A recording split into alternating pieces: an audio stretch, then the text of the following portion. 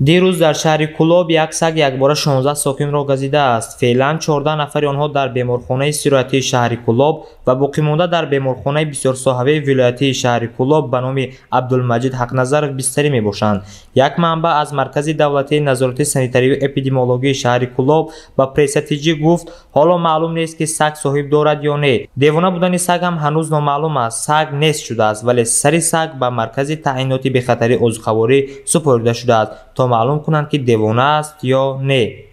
тамоми шароит барои табобати сокинони захмишуда фароҳам аст. онҳо зери назорати табибон ҳастанд. аз буҷети мақомоти иҷроии ҳокимияти давлатии шаҳри Кӯлоб барои харидории доруворӣ маблағ ҷудо шудааст, афзуд вай.